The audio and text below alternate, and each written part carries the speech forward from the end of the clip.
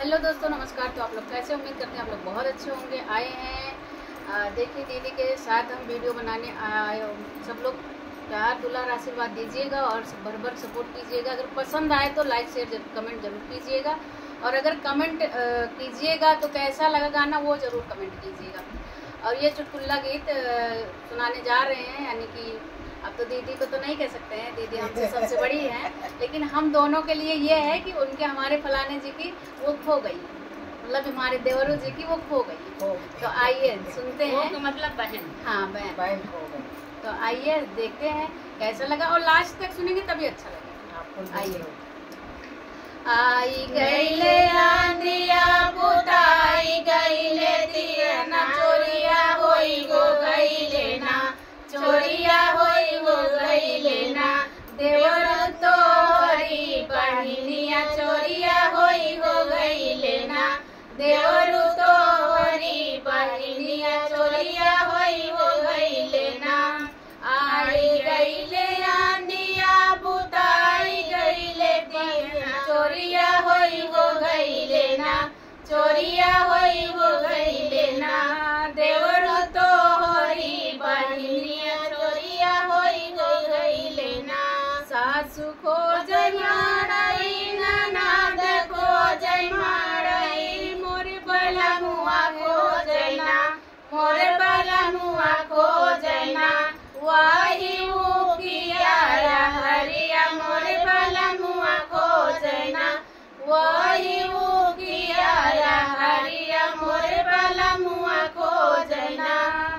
सासु खोजै मारई ननद खोजै मारई, मोर बलमुआ खोजै ना, मोर बलमुआ खोजै ना, वही उगिया हरिया मोर बलमुआ खोजै ना, वही उगिया हरिया मोर बलमुआ खोजै ना।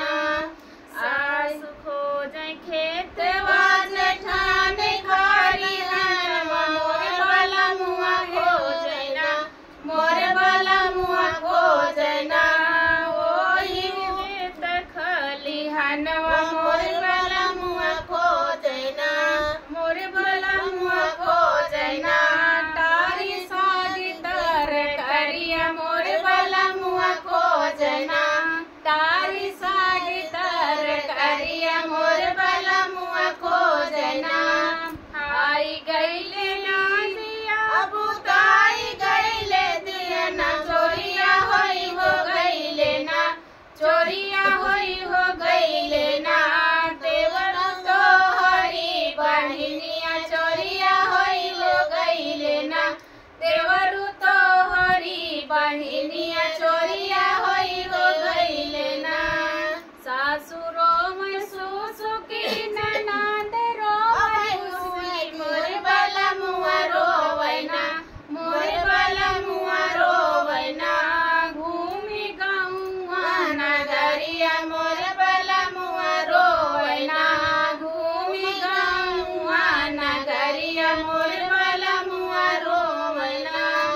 आई गईले आंधिया बुताई गईले जियना, चोरिया होई हो गईले ना, चोरिया होई हो गईले ना, बलमु तोरी बहिनिया चोरिया होई हो गईले ना, बलमु तोरी बहिनिया चोरिया होई हो गईले ना। तो सभी का बहुत बहुत धन्यवाद। लेकिन मिलिन ना है, आप देखा वो कहाँ जाते हैं, सबका बहुत बहुत धन्यवाद।